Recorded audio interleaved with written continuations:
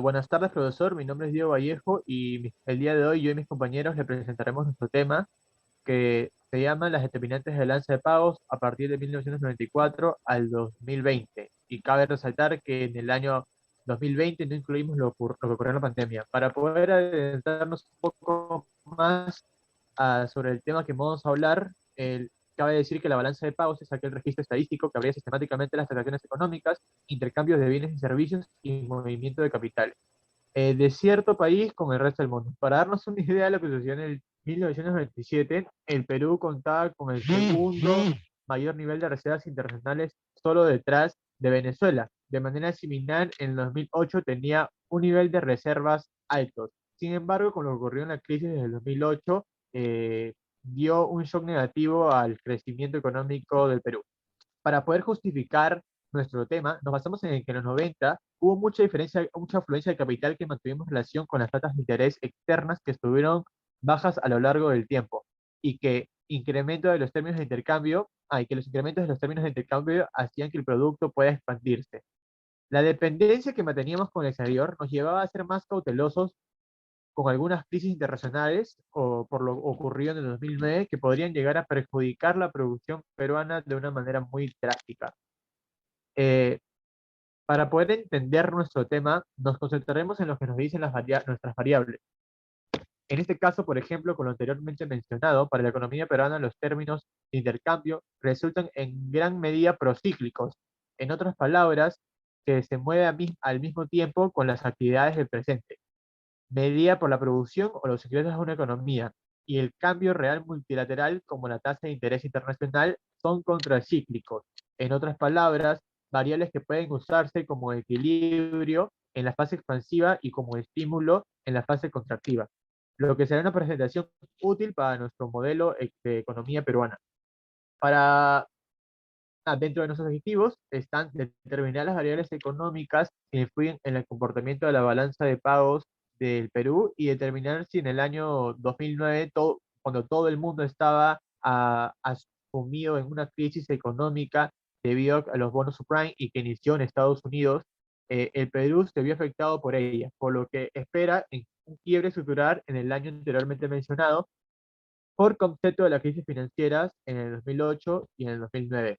En conclusión, analizaremos los determinantes de la balanza de pagos entre 1994 y 2020, y en el presente trabajo, después de obtener todas nuestras variables que entre ellas están el tipo de cambio real, la tasa de interés, términos de intercambio, PBI, balanza comercial e inflación, son estadísticamente significativas, por lo que explican la evolución de pagos. Además, veremos que en el año 2009 existe un posible caso de inestabilidad paramétrica. Entonces, todo esto nos llevará a poder realizar las distintas pruebas econométricas del problema del modelo. Muchas gracias y a continuación mi compañera María le va a exponer su parte. Ok, voy a comenzar explicando en sí lo que viene a ser el resultado final que se obtuvo después de realizar ya sea las correcciones o en sí todas las pruebas y en sí tratar de arreglar el modelo. Comenzamos diciendo que hemos estimado la balanza de pagos a través de un modelo de mínimos cuadrados ordinarios, es decir, el MCO, y en este, como podemos ver, la primera regresión que estamos acá mostrando es una regresión que incluye tanto a las variables significativas como no significativamente estadísticas. Y como ya se mencionó, se utilizó la variable balanza comercial, luego también tenemos el interés, el PBI real del Perú, la inflación, tipo de cambio real, los términos de intercambio, dos dummies para la corrección de una prueba, un multiplicativo que salió para la corrección, y aparte del un R1 que implica corrección de autocorrelación en nuestra regresión. Podemos apreciar de que en sí tenemos que la balanza comercial, el interés, em, el tipo de cambio real, los términos de intercambio, las dummies y el multiplicativo en sí vienen a ser no significativos, pero en sí todas estas variables explican en un 64.7% a la balanza de pagos, al menos en el Perú. Y también tenemos de que aunque hayamos escogido las variables que fueron significativas en la literatura revisada, no necesariamente para el modelo que estamos explicando, utilizando para explicar la balanza de pagos, son significativas. por lo que nosotros ahora lo que hicimos fue tomar únicamente las variables significativas, que en este caso es el PBI real del Perú, la inflación, eh, ¿cómo se llama? Y el AR, para hacer una nueva regresión, con lo cual vemos una disminución en sí en el R cuadrado, es decir, explican nada más de un 63.3% a la balanza de pagos, lo cual sigue siendo alto, pero no es totalmente satisfactorio. Pero vemos que en sí todas estas variables son totalmente positivas con respecto en sí a lo que viene a ser la balanza de pagos. Es decir, por cada aumento de cada una se aumenta en distintas proporciones.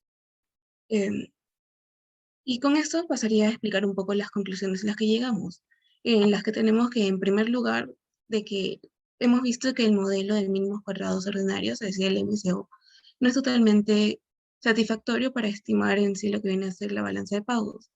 Como hemos revisado en toda la literatura que hemos revisado, en toda la literatura revisada, hemos encontrado esta concluyente de que en sí utilizan o ya viene a ser el modelo de múltiples regresiones Johansen y con integración de Johansen o el modelo de trigo, que es lo que sirve más para explicar.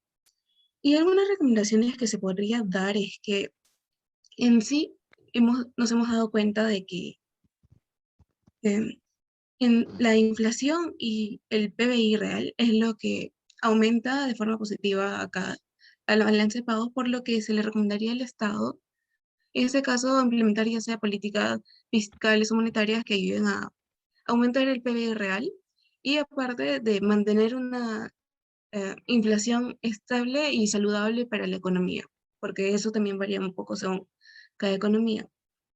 Luego, con las hipótesis de que tenemos de que la hipótesis que propusimos, la hipótesis uno que es la de las variables explicativas que explican a la balanza de pagos, hemos llegado a la conclusión que solo dos de las seis que recogimos de la literatura ya pueden explicar en la literatura por lo que son otros modelos. En este no explican satisfactoriamente a la balanza de pagos. Y luego la otra de que existe un posible caso de inestabilidad paramétrica. Se dio la conclusión de que justo en el año 2009 no, pero previamente en el mes, si no me equivoco, 158 que es en el 2007, y en el mes 240 y- 43, que es en el 2014, sí se mostró casos de quiebres e inestabilidad paramétrica. A continuación, mi compañero comenzará a explicar un poco en sí lo que fueron los, las pruebas econométricas que se realizaron el- para las regresiones.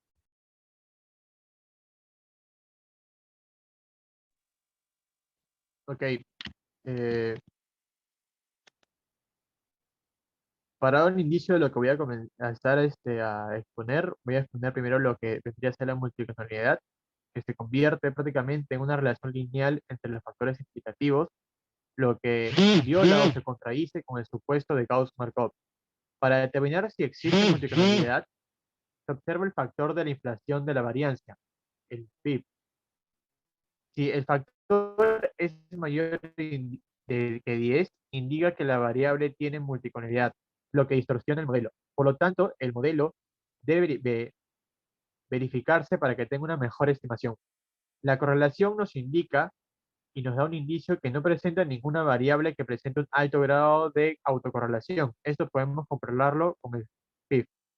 Primero, analizaremos la correlación de las variables, la cual ninguna salió mayor que 0.8, lo cual nos da un indicio de que no se presenta ningún índice de multicanalidad. Eso se puede analizar en el inciso anexo número 2. Entonces, es menor, entonces nuestras variables son menores que el 10. Eso se puede también observar en el inciso número 3, lo que significa que nuestro modelo no tiene problemas de multicanalidad. Por lo tanto, va a ser necesario una correlación para la multicanalidad. Gracias. Bien, aquí podemos ver el caso de los quiebres estructurales, haciendo en todo caso la prueba de inestabilidad paramétrica. Podemos ver en que en los meses 159 y 243 hay quiebre estructural. Esto podemos verlo gráficamente con hicimos el curso un cuadrado donde podemos ver que los parámetros no son estables en el tiempo. Entonces, lo que nos da cierto ápice de ver que existe quiebre estructural. Luego de ello hicimos prueba de Chow, que sí efectivamente nos dice de que se rechaza la hipótesis nula, lo cual nos dice que todavía, todavía, por favor, lo que nos dice lo que nos dice que hay un quiebre estructural en todo caso, en los meses 159 y en el mes 243. Por lo que se rechazan esas fechas, los parámetros que son constantes en el tiempo, dada que la probabilidad en estos meses es menor al 5% de nivel de significancia, entonces se rechaza la hipótesis nula de no quiebre estructural. Entonces, dado que en el mes, por ejemplo, 159, el p-valor es de 0.001, y en el mes de 243 el p-valor, por ejemplo, es de 0.000. Y en todo caso, lo que nos da evidencia esto es muy fuerte de que en el estadístico F, por ejemplo, que podemos ver, o en el prueba de significancia, que rechazamos la hipótesis nula, y lo que nos lleva a realizar una corrección. La corrección, en todo caso, que se realizó aquí fue de agregarle variables dummy para en estas fechas ver el tema y resolver el problema de significancia. Ahora sí, le siguiente, por favor. El error de especificación del modelo. Aquí, dado que es muy difícil que los errores de especificación puedan manifestarse o se manifiestan de diferentes formas, lo que hacemos es que utilizamos la prueba reset Ramsey reset, la que nos ayuda a identificar si es que las variables explicativas son relevantes, las que hemos añadido, o las que variables explicativas relevantes se han omitido también. Entonces, lo que sucede es que utilizamos la prueba Ramsey reset y con ello entonces rechazamos la hipótesis nula, dada la probabilidad de 0.005, como podemos ver en el test estadístico. Ello nos indica que se han omitido variables relevantes en todo caso. Por lo tanto, existen problemas de especificación en el modelo, lo que nos da en la existencia de variables por las variables omitidas. Luego de ello, lo que se hace es añadir el término cuadrático del modelo irrestricto de mínimos cuadráticos ordinarios, donde la probabilidad del valor cuadrático es significativa, dada su probabilidad, perdón, no es significativa dada su probabilidad menor al 5%. Y en todo caso, lo que se hizo también fue añadirse los términos cruzados, encontrando que el producto, por ejemplo, vemos en la fórmula de abajo de la balanza de pagos, donde se añadió el BC por TI, que es el que tiene mayor R cuadrado de ese producto. Y podemos ver que se ha resultado siendo significativa después este modelo.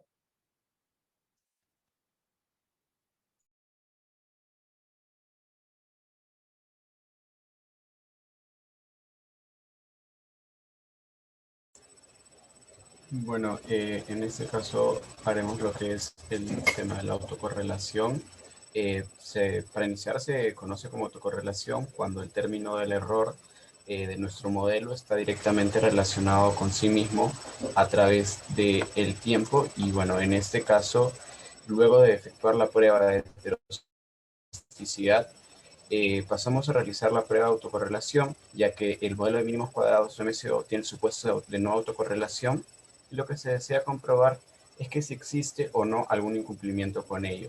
Verificando con las pruebas realizadas, se puede apreciar primeramente el correlograma que tenemos en la parte izquierda, y comprobamos que sí presenta un problema de autocorrelación. Esto lo evidenciamos comprobando que las bandas se desbordan en los márgenes, y podemos observar que ese desbordamiento se diluye en la función de autocorrelación.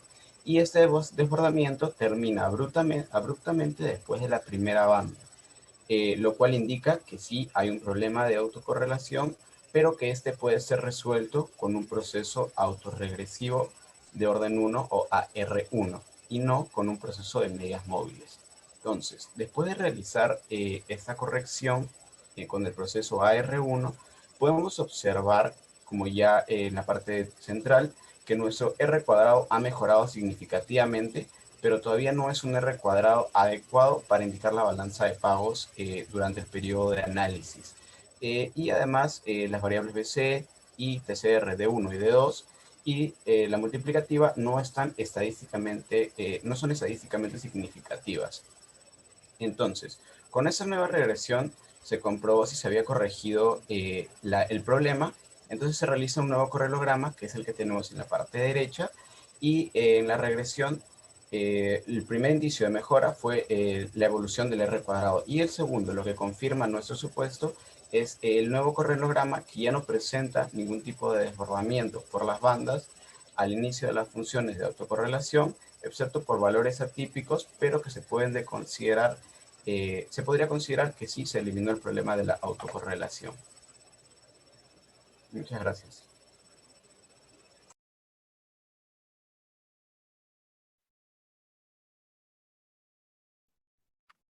Bien, para determinar la existencia o no de heterocedasticidad se recurre a un análisis de la gráfica. En este análisis sirve para tener una idea del posible escenario, pero no necesariamente es el correcto. Por ello utilizamos la prueba de White para poder comprobar la existencia o no de heterocedasticidad. Tras realizar esta prueba se rechaza la hipótesis nula, pues su estadístico fue menor al 5% de su nivel de significancia. En este caso lo podemos observar en el gráfico como tal. Por ello se realizó la corrección correspondiente del caso. Para la corrección de la heterocedasticidad del modelo se utiliza la corrección por ponderadores o también conocida como mínimos cuadrados ponderados. Como resultado de esta corrección nos queda la siguiente ecuación, en la cual se puede ver afectada cada variable por un término P, que es el ponderador como tal, que trata de suavizar más que todo que trata de suavizar las variables, el comportamiento de la variable.